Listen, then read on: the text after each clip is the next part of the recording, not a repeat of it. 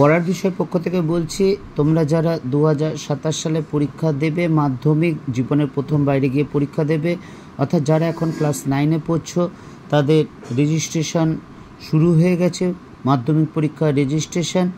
এবং এর যাতে কোনো ভুল না হয় এর জন্য ডিজিটাল পদক্ষেপ নিচ্ছে মধ্যশিক্ষা পর্ষদ।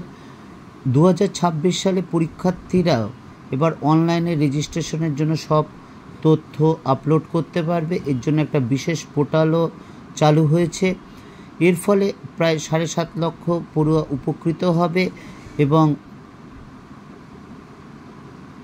দেশ জুড়ে এই বোর্ডগুলোর মধ্যে এটাই প্রথম হচ্ছে এবং এটা দ্বিতীয় বছর। বুঝতেই পারছো, এটা আগের বছরও হয়েছিল।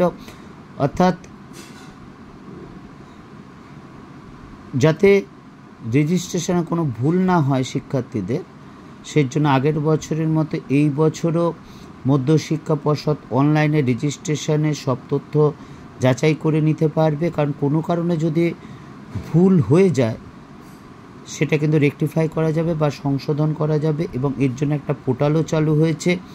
এর ফলে প্রায় 7.5 লক্ষ শিক্ষার্থী উপকৃত হবে। কারণ অনেক সময় দেখা যায় রেজিস্ট্রেশন ভুল থাকলে বা মাধ্যমিক পরীক্ষার আগে পেলে সেটা খুব সমস্যার হয়ে দাঁড়ায়। আমরা যারা শিক্ষকতার সাথে যুক্ত আছি তারা দেখতে পাই এবং শিক্ষার্থীরা পরীক্ষার সামনে খুব হ্যারাসমেন্টের মধ্যে পড়ে। কাজেই বোর্ডের এই পদক্ষেপটা নিঃসন্দেহে বেশ কিছু সমস্যার সমাধান করবে, এটাই আশা করি। পড়া বিষয়ের পক্ষ থেকে এতটুকুই। অগ্রিম শুভেচ্ছা রইল। তোমাদের জীবনে প্রথম যে বাইরে পরীক্ষা দেবে তা যাতে অবশ্যই ভালো হয়, টেনশন করো না। আর আমরা পড়া বিষয়ের পক্ষ থেকে তোমাদের জন্য মাধ্যমিকের ইতিহাস নিয়ে যাবতীয় আলোচনা করি, প্রশ্ন, সাজেশান, বিগত বছরের সব কিছু।